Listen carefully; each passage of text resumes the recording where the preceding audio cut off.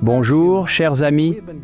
Au cours des derniers mois, nous avons parcouru le livre incroyable, La tragédie des siècles, en mettant en évidence les points principaux de chaque chapitre. Ce livre inspiré est solidement basé sur la Bible et retrace l'histoire chrétienne depuis la chute de Jérusalem à travers les siècles jusqu'à notre époque aujourd'hui et vers ce que je crois être le retour imminent du Christ. Si vous ne l'avez pas encore fait, je vous encourage à télécharger votre exemplaire gratuit de ce livre incroyable sur thegreatcontroversyproject.org. Aujourd'hui, nous examinons les points essentiels du chapitre 36, intitulé « L'imminence de la lutte ». Dans ce chapitre, nous voyons que bien que la Bible soit facilement accessible, peu de personnes aujourd'hui l'acceptent vraiment comme le guide de la vie. Satan a tellement déformé les vérités bibliques, comme l'enseignement selon lequel Dieu est un Dieu coléreux qui condamne les pécheurs à un enfer de flammes éternelles où il se réjouit de les voir s'en débattre pour toujours. Pas étonnant que ce terrible enseignement ait éloigné de nombreuses personnes de la foi. À l'autre extrême se trouve le mensonge selon lequel, puisque Dieu est un Dieu d'amour, tout le monde sera sauvé, peu importe ce qu'il professe, et que la loi divine des 10 commandements n'est plus importante. Comme nous l'avons vu, ce faux enseignement a conduit à la dégradation de la société, contribuant à une augmentation de la criminalité, du chaos et, finalement, des tragédies. Jésus nous a avertis en Matthieu 24 que les conditions dans le monde continueraient à se détériorer à l'approche de son second avènement. Les catastrophes naturelles vont augmenter, les guerres, les maladies, la criminalité, pour ne citer que cela, n'iront qu'en s'aggravant. Et comme nous le lisons dans le chapitre 36 de la tragédie des siècles, il viendra un temps où le monde implorera que l'ordre soit rétabli et affirmera que le seul moyen d'y parvenir est d'imposer l'observation du soi-disant sabbat chrétien, c'est-à-dire le dimanche. On nous dit que cette prétention est surtout avancée en Amérique, là où la doctrine du vrai jour de repos a été le plus largement diffusée. Sans la Bible comme guide, les gens seront emportés par des manifestations spiritualistes de Satan, les amenant à croire que toutes les catastrophes dans le monde sont causées par ceux qui refusent de plier le genou devant la sainteté du dimanche. On prétendra que la violation du dimanche est une offense faite à Dieu, déclare Ellen White. Un péché attirant des calamités qui cesseront seulement quand tout le monde sera contraint d'observer ce jour.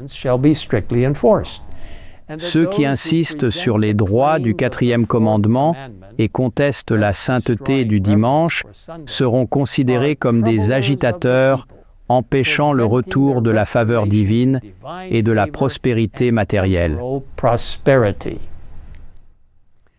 Cette accusation est très similaire à ce qui a été dit concernant le prophète Élie. Lorsque, pendant une période de sécheresse sévère en Israël, le roi Akab a dit au prophète « Est-ce toi qui jettes le trouble en Israël ?» Élie a répondu « Je ne trouble point Israël, c'est toi au contraire, et la maison de ton père, puisque vous avez abandonné les commandements de l'Éternel et que tu es allé après les Baals, c'est-à-dire les idoles. » Par la puissance de l'Esprit de Dieu, Élie a dit la vérité, soulignant l'importance d'être fidèle aux commandements de Dieu. En ces temps de la fin, nous sommes assurés que, Dieu aura cependant sur la terre un peuple qui s'attachera à sa parole et qui en fera la pierre de touche de toute doctrine et le fondement de toute réforme. Ni l'opinion des savants, ni les déductions de la science, ni les credos, ni les décisions des conciles et assemblées ecclésiastiques ne doivent être prises en considération sur un point de foi religieuse avant d'accepter une doctrine quelconque. Il faut s'assurer qu'elle a en sa faveur un clair et précis.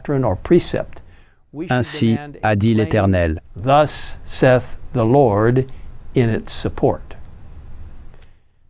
Mes amis, je crois que nous vivons vraiment à l'aube de l'éternité. Des choses qui semblent inimaginables vont bientôt se produire. Mais nous n'avons pas à avoir peur. Le moment est venu de mettre toute notre confiance en notre Sauveur, Jésus-Christ, et de développer une relation forte avec lui. C'est maintenant le moment de plonger en profondeur dans la parole de Dieu, la Bible, et de communier avec lui dans la prière. C'est maintenant le moment, comme jamais auparavant, de partager les puissants messages des 3 anges trouvés en Apocalypse 14. Mes frères et sœurs, avançons dans la foi en nous souvenant que ce n'est pas un esprit de timidité que Dieu nous a donné, mais un esprit de force, d'amour et de sagesse. Prions ensemble. Notre Père dans les cieux, nous te remercions pour l'instruction et l'encouragement merveilleux que nous trouvons dans la parole de Dieu. Aide-nous à réaliser que c'est seulement en comprenant ta parole et tes instructions que nous pouvons trouver de l'espoir pour l'avenir. Aide-nous à ne pas être influencés en aucune façon par la tradition humaine ou par les paroles et les instructions des êtres humains, mais aide-nous à tenir fermement et uniquement sur la parole de Dieu. Seigneur, guide-nous dans les temps difficiles à venir. Aide-nous à réaliser que notre force est en toi et dans ta précieuse et merveilleuse sainte parole. Au nom de Jésus, nous te le demandons. Amen. Amen.